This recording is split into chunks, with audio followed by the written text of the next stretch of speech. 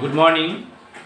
আজকে আমরা শুরু করব ক্লাস 6 এর জিওগ্রাফি প্রথম অধ্যায়। ওকে, যে আকাশ, ভরা, সূর্য, তারা, তাই না?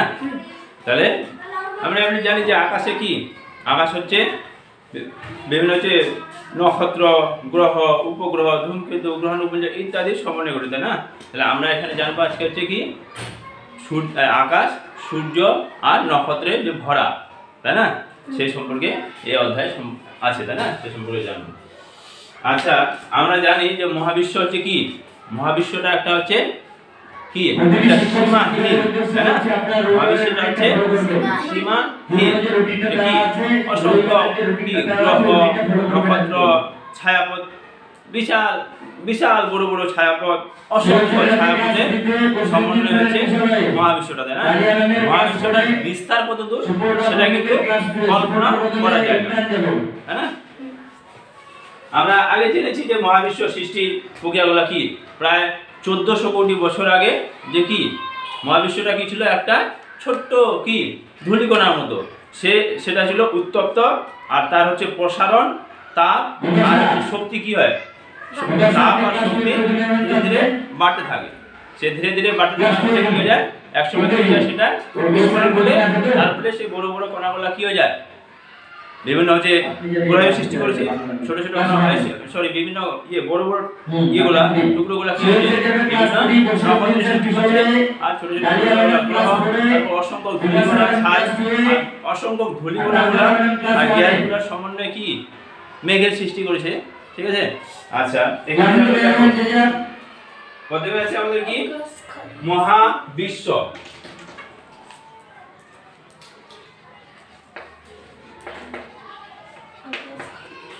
আচ্ছা, আমরা একটু হিসাবে জেনে নিই, তারপরে কোশ্চেনগুলো লিখব। ঠিক আছে?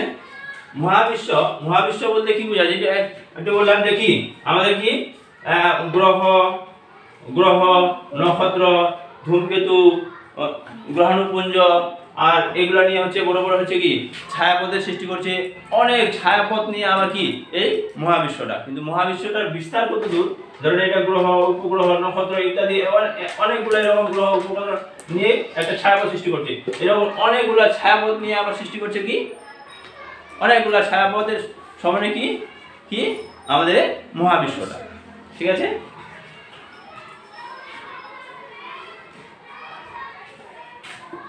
আর মহাবিশ্বটার বিস্তার কতদূর সেটা কিন্তু কল্পনা করা যায় না।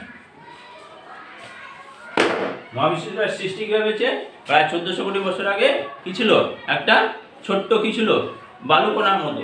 সেই বালুকণাটা কি হয়ে যায়, তাপ আর শক্তির বিস্তার করতে থাকে, বিস্তার করতে করতে একসময় বিস্ফোরণ ঘটে, যার ফলে এই মহাবিশ্বটা সৃষ্টি হয়েছে। ওকে, এবারে মহাবিশ্বটা বোঝা গেল কি, যেটা হচ্ছে অসংখ্য নক্ষত্র, গ্রহ, ছায়াপথের সমন্বয়ে গঠিত। তারপরে দেখো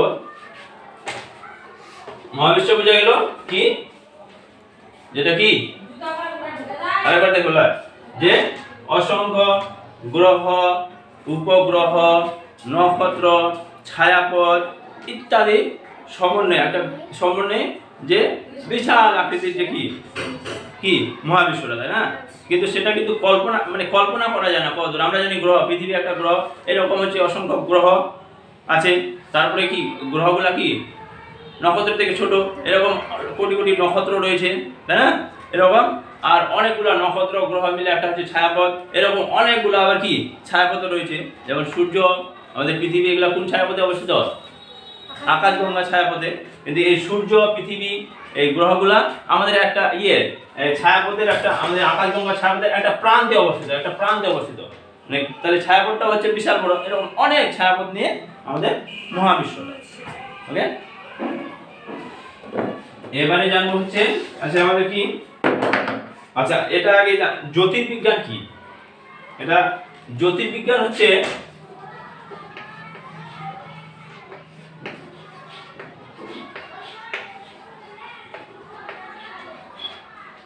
জ্যোতির্বিজ্ঞান কি, জ্যোতির্বিজ্ঞান বলতে কি, যে বিজ্ঞানের যে শাখায় কি গ্রহ, উপগ্রহ, নক্ষত্র, গ্রহাণুপুঞ্জ, মহাকাশ ইত্যাদি সম্পর্কে কি করা হয়, আলোচনা করা হয়। এগুলা সৃষ্টি কিভাবে হয়েছে, এগুলা কি কি উপাদান দ্বারা গঠিত, মানে এই গ্রহ, উপগ্রহ, নক্ষত্র, ছায়াপথ, মহাকাশ সম্পর্কে যে শাখায় আলোচনা করা হয় সেটা কি বলা হয়, সেই বিজ্ঞানকে কি বলা হয়, জ্যোতির্বিজ্ঞান।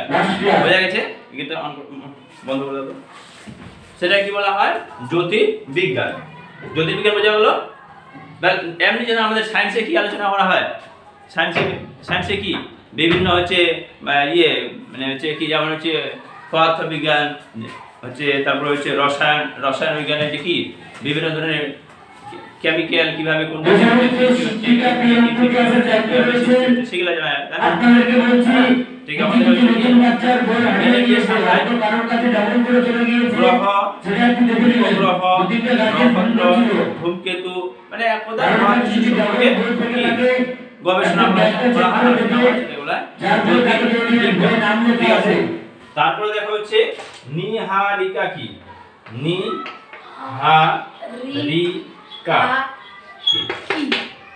নিহারিকা আমরা আগে জেনেছিলাম যে মহাবিশ্ব সৃষ্টির সময় কি ছিল, যে একটা ছোট বালুকণা ছিল, সেটার প্রসার সৃষ্টি হয়, প্রসার হতে হতে কি হয়ে যায়, এটার বিস্ফোরণ ঘটে। যে কোনো জিনিস তুমি যদি একটা পাথরের টুকরোকে মানে গুঁড়ো করো, তার মধ্যে ছোট গুঁড়ো থাকবে, বড় গুঁড়ো থাকবে, তারপরে হচ্ছে ধুলোর মতো ছাই থাকবে, তাই না? থাকবে না? ঠিক তেমনই এটা যখন বিস্ফোরণ ঘটে তখন অনেকগুলো কি হয়ে যায়, ছোট বড়, তারপরে হচ্ছে ছাই, ধূলিকণা ইত্যাদি সৃষ্টি হয়। এই ধূলিকণাগুলা জমাট বেঁধে কি হয়, মেঘের সৃষ্টি করে। ধূলিকণাগুলা জমাট বেঁধে মেঘের সৃষ্টি করে, সেই মেঘটাকে বলা হচ্ছে কি, নিহারিকা। সেই মেঘটাকে কি বলা হচ্ছে, নিহারিকা। বোঝা গেল? মহাবিশ্ব সৃষ্টির সময় যে অসংখ্য ধূলিকণা ও গ্যাসের মহাজাগতিক মেঘ তৈরি হয়, সেই মেঘটাকে বলছে কি, নিহারিকা। বোঝা গেল? আচ্ছা, এবারে বুঝে নাও, তারপরে আমি কোশ্চেনগুলো লেখা দিচ্ছি, ঠিক আছে? নেক্সট দেখো, তারপরে বললাম ছায়াপথ। ছায়াপথ কি, ছায়াপথ প্রতিটি শিক্ষক শিক্ষিকাদের কাছে অনুরোধ, যতক্ষণ পর্যন্ত না স্কুলের সমস্ত বাচ্চা বাড়িতে যাচ্ছে আপনারা কেউ তার আগে বাড়ি যাবেন না। ছায়াপথ কি, আগে বললাম যে কি, ছায়াপথ হচ্ছে যে লক্ষ লক্ষ নক্ষত্র নিয়ে গঠিত হয় ছায়াপথ। লক্ষ লক্ষ নক্ষত্র নিয়ে গঠিত হয় কি, ছায়াপথ। যেমন হচ্ছে আমরা হচ্ছে কি, যেমন হচ্ছে আমাদের সূর্য আছে, এটা সূর্য একটা কি বলো, নক্ষত্র। সূর্যের চারপাশে কি করছে, গ্রহগুলা কি করছে, ঘুরছে। এই গ্রহগুলা তার চারপাশে ঘুরছে, তাহলে নক্ষত্র তার চারপাশে গ্রহগুলা ঘুরছে, তাই না? গ্রহের চারপাশে কি উপগ্রহগুলো ঘুরছে, তারপরে সূর্যের চারপাশে বা নক্ষত্রের চারপাশে গ্রহাণুপুঞ্জ এগুলা ঘুরতেছে। এরকম অসংখ্য লক্ষ লক্ষ নক্ষত্র নিয়ে গঠিত হচ্ছে কি একটা ছায়াপথ, একটা ছায়াপথ। তাহলে সূর্য, পৃথিবী, মানে আমাদের পৃথিবী, এগুলা কোন ছায়াপথে অবস্থিত, কোন ছায়াপথে? আকাশ গঙ্গা, আকাশ গঙ্গা। ওকে, আকাশ গঙ্গা। তাহলে বোঝা গেল যে লক্ষ লক্ষ ছায়াপথ নিয়ে গঠিত হয়, লক্ষ লক্ষ নক্ষত্র নিয়ে গঠিত হয় কি, ছায়াপথ।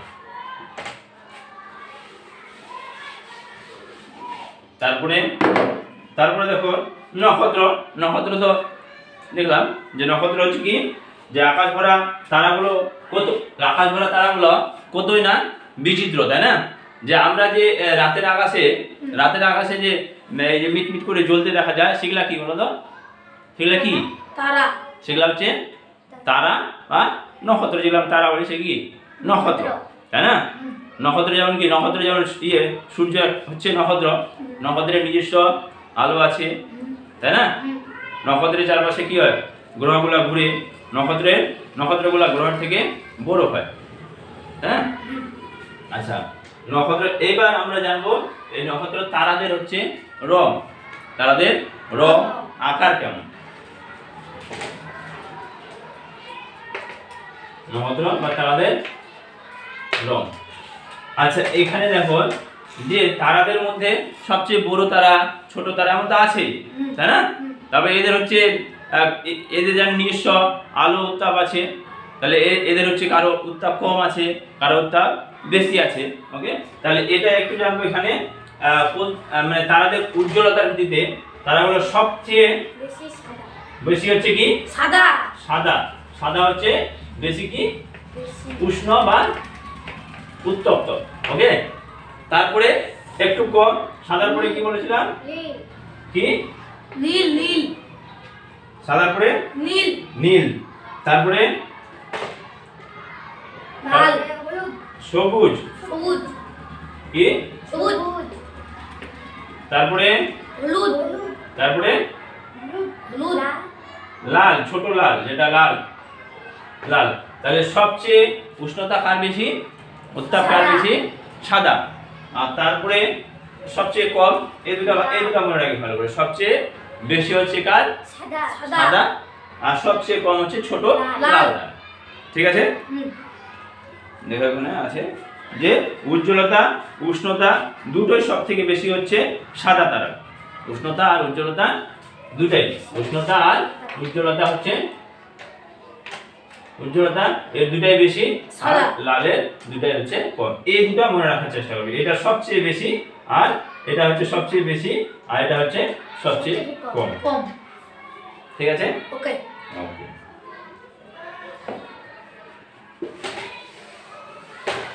এবারে জানবো হচ্ছে আলোক বর্ষ কি, আলোক বর্ষ। কি জানবো, আলোক বর্ষ। আলোক বর্ষ কি, এটা ভেরি ভেরি ইম্পর্টেন্ট, এটা very important। আলোক বর্ষ বলতে কি বোঝায়, আলোক বর্ষ যেমন আমরা যদি ওজন মাপি, সাধারণত ওজন মাপি কিসে মাপি, কেজিতে মাপি, তাই না? কেজিটা হচ্ছে কি একক, ঠিক তেমনও এটা হচ্ছে এটা আলোক বর্ষটা হচ্ছে একটা একক। ঠিক আছে, মানে দূরত্বের সবচেয়ে বড় একক, মানে এটা একটা বড় একক। যেমন হচ্ছে সাধারণত আমরা যদি এখান থেকে স্কুল গেট পর্যন্ত দূরত্বটা মাপি কিসে মাপবো, মিটারে মাপবো। গুড। আর এখান থেকে যদি আমরা ধরে নাও রায়গঞ্জের দূরত্ব মাপি তাহলে কিসে মাপবো, কিলোমিটারে, তাই না? বা এখান থেকে তুই বাড়ির দূরত্ব মাপবি, এখান থেকে তোর বাড়ি ধরে 500 মিটার, তাহলে এটা কিসে মাপবি, মিটারে মাপবি। কিলোমিটারে যাবে কি, যাবে না, তাই না? তাহলে দূরত্ব এখান থেকে ছোট দূরত্ব মাপবি তাহলে কি মিটারে মাপবি। আর এখান থেকে ধরে বাড়ির দূরত্ব এই ধরনের 500 মিটার, এখানে মিটারে মাপছিস। আর এখানে রায়গঞ্জের দূরত্ব তখন কি মিটারে মাপতে যাবে, কিলোমিটারে। ঠিক, এটা হচ্ছে একটা কি দূরত্বের একক। এই দূরত্বের এককটা হচ্ছে কি, যে আমাদের যে আমরা জানি যে গ্রহ অনেক অসংখ্য গ্রহ রয়েছে, নক্ষত্র রয়েছে।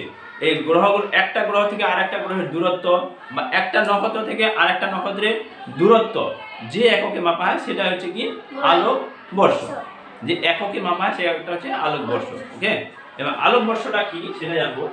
যে সূর্য থেকে পৃথিবীতে আলো আসতে কত সময় লাগে, 8 minute 8 minute 20 second. 8 minute 20 second. 20 second. Good. এই আলোর গতিবেগটা কত, এই আলোর গতিবেগটা হচ্ছে তোমার কি সেকেন্ডে, মানে এটা হচ্ছে 3 লক্ষ পার সেকেন্ড। ঠিক আছে, 1 সেকেন্ডে গতিবেগ হচ্ছে কত, 3 লক্ষ। 1 সেকেন্ডে গতিবেগ হচ্ছে কত, 3 3 লক্ষ পার লক্ষ। সেকেন্ড। 3 লক্ষ। ঠিক আছে, তাহলে 1 সেকেন্ডের দূরত্বটা হচ্ছে কত, 3 লক্ষ। তাহলে এই রকম, তাহলে এই সময়টা লিখতে গেলে এরকম যে আলোর শূন্য মাধ্যমে আলোর গতিবেগ সেকেন্ডে 3 লক্ষ কিলোমিটার। এই গতিবেগে 1 বছরে আলো যতটা দূরত্ব পার হয় সেটা হচ্ছে কি আলোক বর্ষ। ওকে, এই গতিবেগে এই 1 সেকেন্ডে 30 লক্ষ কিমি গতিবেগে আলো 1 বছরে যতটা দূরত্ব পার হয়, 1 বছরে যত দূরত্ব পার হয় সেটা হচ্ছে কি আলোক বর্ষ। বোঝা গেল না যায়নি? গেছে?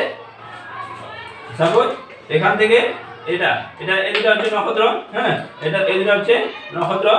এখান থেকে তুই দূরত্বটা মাপবি, মাপলি কি যে এমনি সূর্যের আলোটা এখান থেকে এখানে পৌঁছাতে কত সময় লাগছে? এই যে এই গতিবেগে সেকেন্ডে 3 লক্ষ কিমি গতিবেগে আলোটা পৌঁছাতে কত সময় লাগছে? 1 বছর। ওকে, তাহলে এটা হচ্ছে 1 আলোক বর্ষ। এটা হচ্ছে 1 আলোক বর্ষ। 1 আলোক বর্ষ, বুঝা গেছে? তাহলে সংখ্যাটা বের করব যে সেকেন্ডে শূন্য মাধ্যমে সেকেন্ডে আলোর গতিবেগ হচ্ছে কি 3 লক্ষ কিলোমিটার। এই গতিবেগে 1 বছরে আলো যতটা দূরত্ব পার হয় সেটা হচ্ছে কি 1 আলোক বর্ষ। ওকে, বুঝা গেছে? তাহলে আমরা জানি সূর্যতে এই পৃথিবী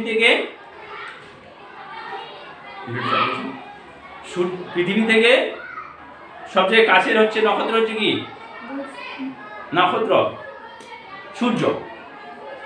আর আর সূর্য থেকে পৃথিবী থেকে দ্বিতীয় মানে সূর্যের পরে যদি নক্ষত্র ধরা হয় সেটার নাম কি প্রক্সিমা সেন্টারিও। প্রক্সিমা সেন্টারিও, যেটা দূরত্ব হচ্ছে 40 লক্ষ কোটি কিমি। ওকে, আর এর আলোক বর্ষটা হচ্ছে কত? 4. ইংরেজি থেকে দেখি 4.2 আলোক বর্ষ।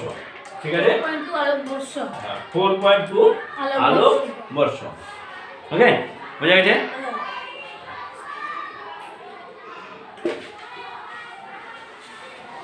তারপরে নেক্সট দেখো নক্ষত্র মণ্ডল। নক্ষত্র মণ্ডল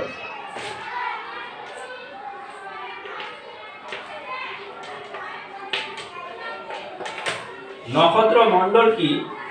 আমরা জানি যে নক্ষত্র অনেকগুলা নক্ষত্র একসঙ্গে কাল্পনিক মানে অনেকগুলা নক্ষত্রকে একসঙ্গে কাল্পনিকভাবে যুক্ত করলে কি যে বিভিন্ন আকৃতি ধারণ করবে। ওকে, যে একটা নক্ষত্র এখানে আছে, একটা নক্ষত্র এখানে, একটা নক্ষত্র এখানে, একটা নক্ষত্র এখানে, একটা নক্ষত্র এখানে, একটা নক্ষত্র এখানে, এইভাবে যদি একটা কাল্পনিক ধারণা করা যায়, সবাই ধরনের এটা একটা নক্ষত্র, হ্যাঁ এরকম নক্ষত্রগুলো আছে, তাহলে একটা যদি কাল্পনিক ভাবে মনে হচ্ছে যে এটা এরকম এরকম এরকম যদি যুক্ত করে দেওয়া যায় তাহলে এম আকৃতির হচ্ছে, তাই না? একটা কাল্পনিক ভাবে এরকম নক্ষত্রগুলোকে যুক্ত করে দিয়ে যে বিভিন্ন আকৃতি ধারণ করে সেটাকে বলছে কি নক্ষত্র মণ্ডল। কি বলছে? নক্ষত্র মণ্ডল। মণ্ডল। ওকে, সবাই এখানে ধরনের এরকম নক্ষত্র সাপোজ ধরনের এরকম নক্ষত্রগুলো আছে, আর এই নক্ষত্রগুলোকে একটা ধরনের কাল্পনিক ভাবে যুক্ত করে দিচ্ছি যে না এটা এইভাবে যদি আমরা যুক্ত করে দিই, হ্যাঁ তাহলে একটা এরকম এম আকৃতি ধারণ করছে, বা যেমন হচ্ছে যেমন আকৃতি ধারণ করো যে একটা আকৃতি ধারণ করছে, সেটাকে বলছে কি নক্ষত্র মণ্ডল। অনেকগুলো নক্ষত্রকে যখন কাল্পনিক ভাবে মানে যুক্ত করে একটা আকৃতি বিভিন্ন আকারে আকৃতি ধারণ করে সেটাকে বলছে কি নক্ষত্র মণ্ডল। তেমন অনেক নক্ষত্র মণ্ডল রয়েছে, যেমন হচ্ছে কি বকমণ্ডল, তাই না? তারপর হচ্ছে ধ্রুবতারা, তাই না? তারপরে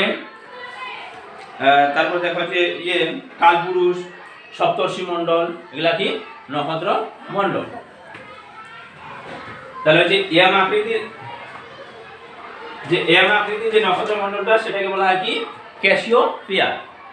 সেটাকে বলা হয় কি ক্যাসিওপিয়া। হ্যাঁ, এম আকৃতির হচ্ছে ক্যাসিওপিয়া।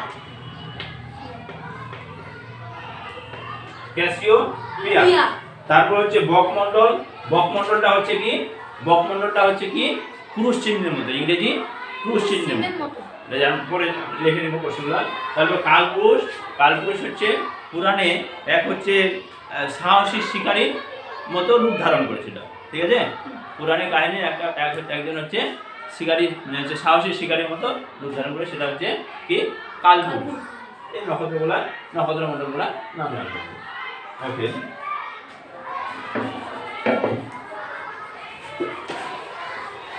যেমন ধ্রুবতারা কোন আকাশে দেখা যায়?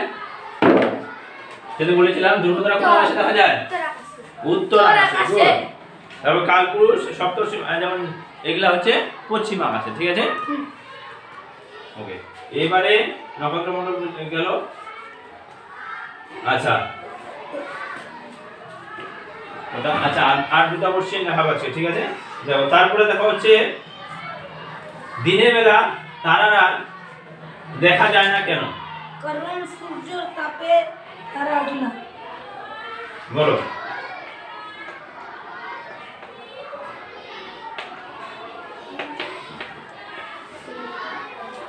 দিনের বেলা তারারা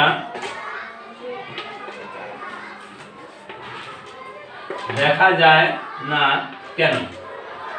লেখো, কোশ্চেনগুলো লেখো। আচ্ছা দেখো, তারা দেখা যায় না কেন? যে আমরা জানি কি তারা বা নক্ষত্রগুলা কি অনেক দূরে আছে, তাই না? তাহলে সবচেয়ে কাছে রয়েছে কে? সূর্য। আর বাকিগুলো হচ্ছে অনেক অনেক অনেক দূরে রয়েছে, তাই না? যেমন তার দ্বিতীয় আছে কি প্রক্সিমা সেন্টারিও, তাই না, যেটা হচ্ছে 41 লক্ষ কোটি কিমি, তাই না? আর বাকিগুলো খালি চোখে যেমন রাত্রেবেলা প্রায় 6000টার মতো নক্ষত্র দেখা যায়, ঠিক আছে? যে এই নক্ষত্রগুলা অনেক দূরে থাকার জন্য যখন দিনের বেলা কি কাছে নক্ষত্র কি সূর্য, সূর্যের আলোটা আসে, সেই আলোটা আসার ফলে কি হয়ে যায়, বাকি নক্ষত্রগুলো দূরে থাকার জন্য তার আলোটা এখানে এতদূর পৌঁছাতে পারে না।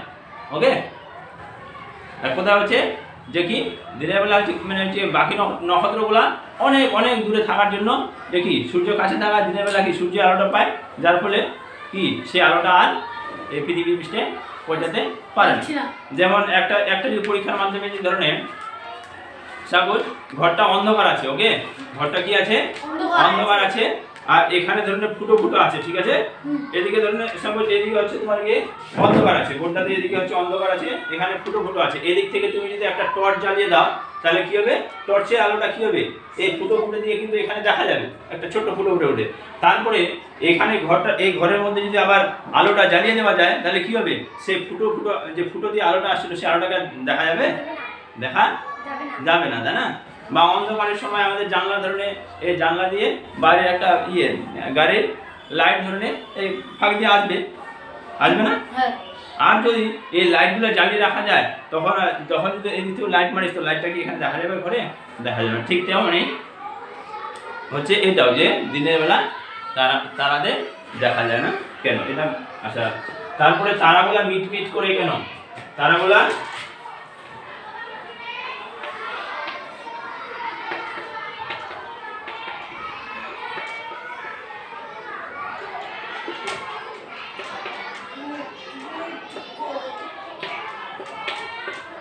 তারাগুলা মিটমিট করে কেন? তারাগুলা মিটমিট করে, যেমন হচ্ছে রাত্রেবেলা দেখি না তারাগুলা হচ্ছে কি মিটমিট করে জ্বলে, তাই না? তারাগুলা মিটমিট করে জ্বলে এই কারণে যখন হচ্ছে তারাগুলা আসে, যখন হচ্ছে পৃথিবী পৃষ্ঠে আসে, তাই না, তার আলোটা, তখন সে আলোটা কি হয়ে যায়, আমরা কি জানি পৃথিবী পৃষ্ঠ, এটা পৃথিবী পৃষ্ঠ, এটা হচ্ছে পৃথিবী, এদিকে কি, এদিকে বায়ুমণ্ডল রয়েছে, তাহলে বায়ুমণ্ডল ভেদ করে আসতে হয়, তাই না? আর বায়ুমণ্ডলের বিভিন্ন উপাদান থাকা সেটা কি হয়ে যায়, সেই আলোটা কি হয়ে যায়, বেঁকে যায়, মানে ঝিলমিল করে। ওকে, এই জন্য সেই তারাদের কি মিটমিট করতে দেখা যায়। ওকে, এই পর্যন্তই প্রশ্নগুলো আজকে আমরা করে নেবো, তারপরে বাকিটা করবো, ঠিক আছে? স্যার অঙ্ক স্যার তো বিন্দু চলে গেল, অঙ্ক ক্লাস কি করাবে? এটা যেটা ক্লাস করছো এটা তুমি মন দিয়ে করো, তারপরেরটা তারপরে সময় বেরিয়ে যাবে, ঠিক আছে? ঠিক আছে। আচ্ছা, লেখো, কোশ্চেন লেখো, কোশ্চেন লেখো।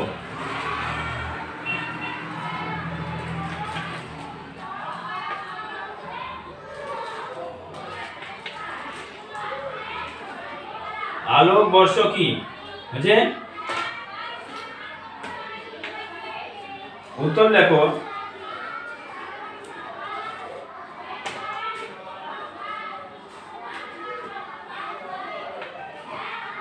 শূন্য মাধ্যমে যেগুলো জানলাম সেগুলো লেখো, তাই না?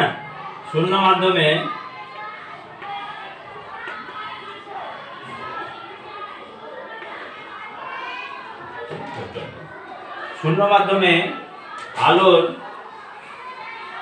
আলোর গতিবেগ,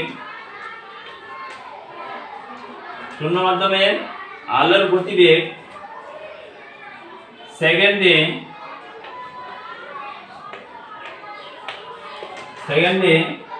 3 লক্ষ, এটা সংখ্যা লিখতে পারিস, বা 3 লক্ষ কিমি। ওকে, 3 লক্ষ কিমি, 3 দিয়ে 5টা শূন্য কিমি, ঠিক আছে। এই গতিবেগে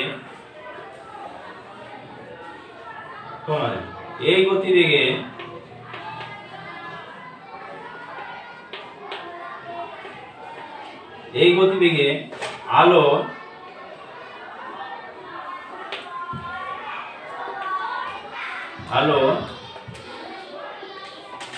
1 বছরে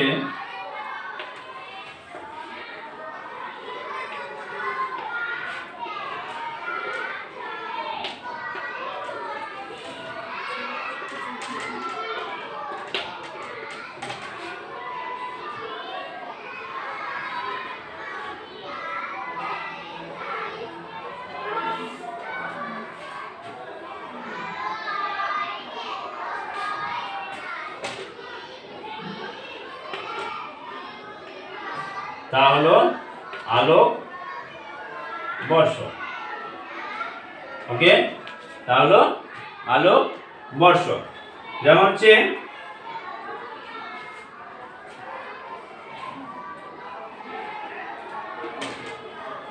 পৃথিবী থেকে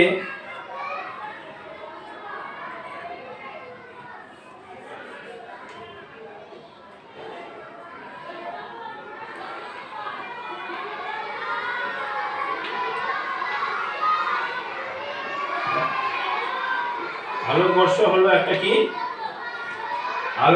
একটা কি, দূরত্ব মাপার একক, তাই না? দূরত্ব মাপার কি একক, ঠিক আছে। তারপরে যেমন হচ্ছে আমাদের পৃথিবী থেকে দ্বিতীয় দূরত্বে যে নক্ষত্রটা রয়েছে তার নাম কি, প্রক্সিমা সেন্টারিও। ওকে, তাহলে দেখো এখানে এই এককে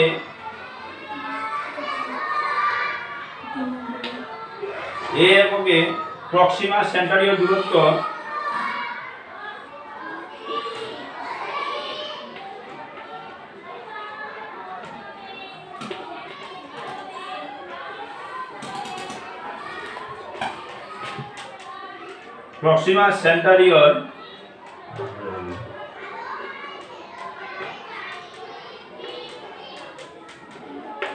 দূরত্ব কত, 4.2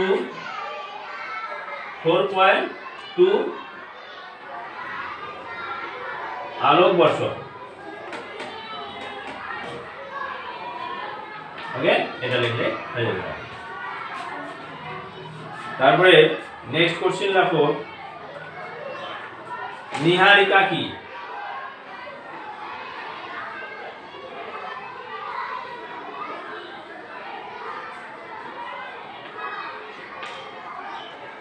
নীহারিকা কি? যেটা আগে আমরা জানলাম, নীহারিকা কি, যে কি মহাবিশ্ব সৃষ্টির সময় যে অসংখ্য ধূলিকণা গ্যাস একসঙ্গে কি হয়ে যায়, যুক্ত হয়ে মেঘের সৃষ্টি করে, সেটাকে কি বলছে, নীহারিকা।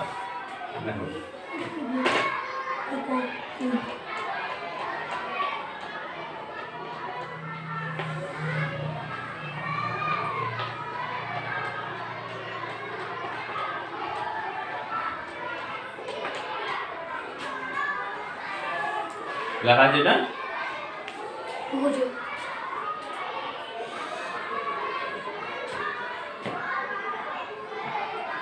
লেখো, তাড়াতাড়ি লেখো। হ্যাঁ,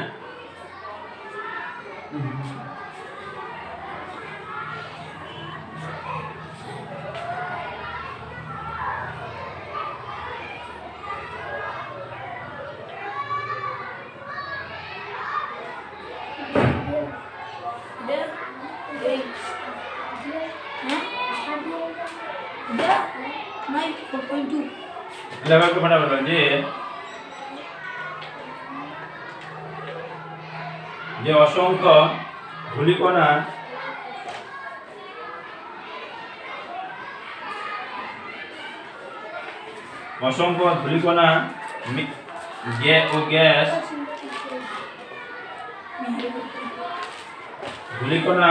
ও গ্যাসের মহাজাগতিক মেঘ তৈরি হয়।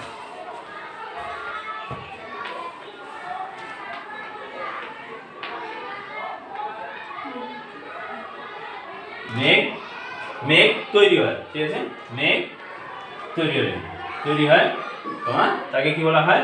নীহারিকা। উপরটা মুছে দিচ্ছি, হয়ে গেছে না? ঠিক আছে।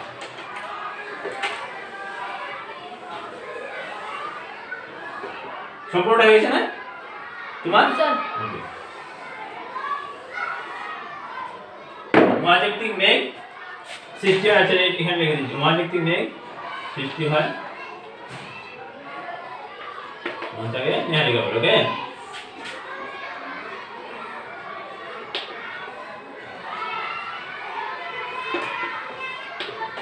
নীহারিকা বলে, ঠিক আছে।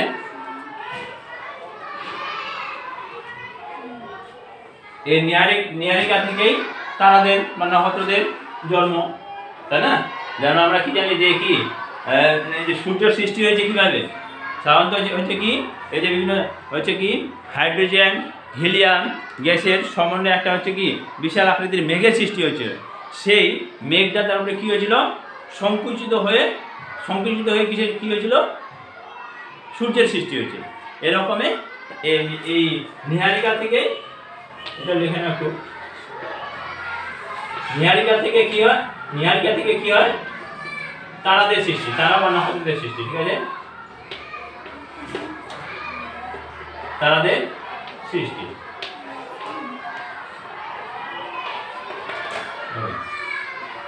নেক্সট দেখো জ্যোতির্বিজ্ঞান কি?